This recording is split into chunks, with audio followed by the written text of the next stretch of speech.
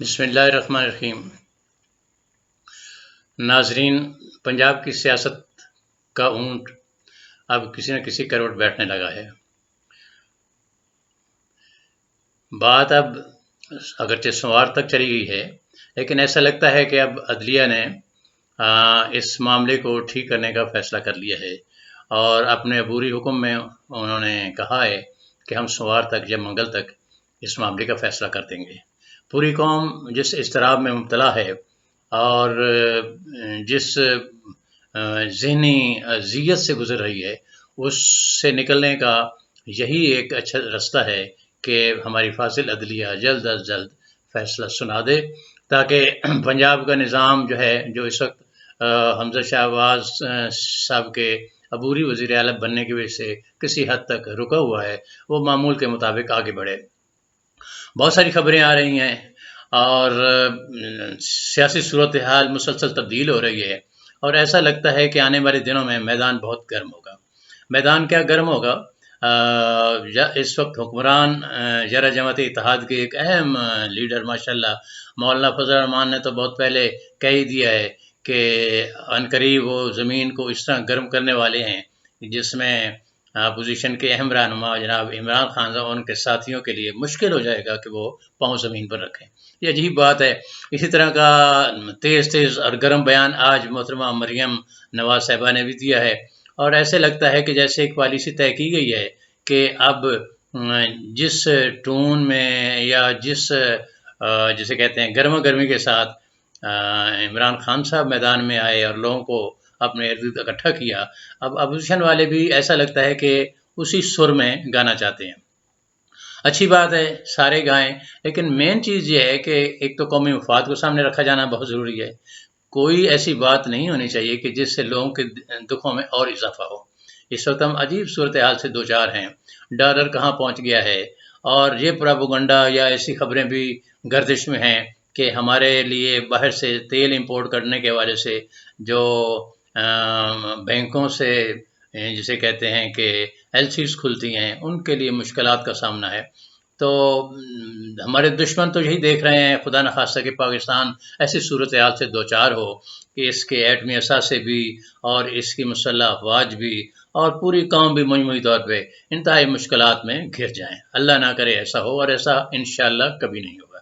اس لیے کہ کچھ بھی ہو جائے، ہماری قوم بھی جاگ رہی ہے اور ہمارے ادارے بھی جاگ رہے ہیں۔ میں نے آج اہم بات یہ کرنی ہے کہ اگرچہ دونوں طرف کے سیاستدانوں نے فیصلہ کر لیا ہے کہ اب آنے والے دنوں میں وہ گرمی دکھائیں گے یا میدان کو گرم کریں گے۔ اچھی بات ہے، میدان گرم ہونا چاہیے۔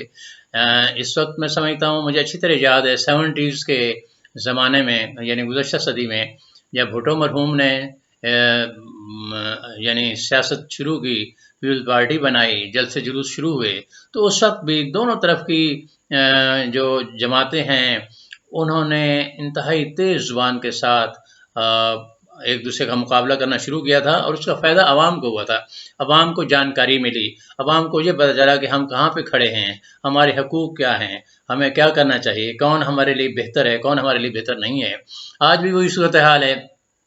اب عمران خان صاحب نے جس طرح قوم کو جگایا، ان کا بیانیہ ظاہر ہے وہ لوگوں کو بہت پسند آیا۔ انہوں نے خودداری کی بات کی، انہوں نے آزاد خارجہ پالیسی کی بات کی، انہوں نے اسی طرح بات کی کہ جیسے بھارت بڑی آزادی کے ساتھ امریکہ سے بھی فائدے حاصل کرتا ہے، روس سے بھی حاصل کرتا ہے۔ انہوں نے اور 2-3 ملکوں کے بھی حوالے دیے، اور پھر ابھی ریسنٹلی ایک چیز سامنے آئی کہ ہمارے لیے بہت ہی محترم ملک سعودی عربیہ کے پرنس محمد بن سلمان نے جس طرح وہاں پہ اپنے ہاں ابھی چند دن پہلے امریکہ کے صدر کا استقبال بھی کیا، ان کو بلایا، لیکن متانت کے ساتھ، پہلے کی طرح نہیں ہوا۔ جیسے پہلے وہاں سے امریکی صدر آتے تھے تو ایسے لگتا تھا کہ جیسے بادشاہ سلامت جو ہیں وہ ان کے لیے ایئرپورٹ پہ کھڑے ہوں گے، ایسا نہیں ہوا۔ انہوں نے ان سے بہت سارے معاہدے بھی کیے، مفادات بھی حاصل کیے، لیکن ساتھ ہی انہی دنوں میں انہوں نے روس سے بات کی، روس سے بھی وہی تیل کی اور دوسرے معاملات کے بارے میں اور علاقے کی سلامتی کے لیے ان سے بھی بات کی، اور یعنی اپنی خارجہ پالیسی کو پیش نظر رکھا۔ ان کی قوم نے، تمام سعودی عرب کے تمام نے ان کو پسند کیا، وہ ویسے بھی وہاں مقبول ہیں بہت زیادہ۔ بلکہ امریکی وفد میں شامل ایک دو لوگوں نے جب جمال خشوگی کے قتل کا ذکر چھیڑنا چاہا تو فوری طور پہ ان کو جواب کے طور پہ امریکہ کی طرف سے وہ بعض جارحانہ کارروائیوں کا ذکر کر دیا گیا جو انہوں نے پچھلے دنوں کی، چنانچہ امریکی وفد ایک دم خاموش ہو گیا۔ تو آزاد خارجہ پالیسی ہماری ہمیشہ ضرورت رہی ہے۔ اچھی بات ہے عمران خان صاحب نے، ان کی حکومت تو گئی لیکن انہوں نے آزاد خارجہ پالیسی کے حوالے سے جو ایک بیانیہ اسٹیبلش کیا، قوم نے اسے پسند کیا۔ قوم نے اس چیز کو پسند کیا کہ کاش ہم بھی روس سے بھی مفادات حاصل کرتے، ہم امریکہ کی غلامی میں اس طرح نہ رہتے۔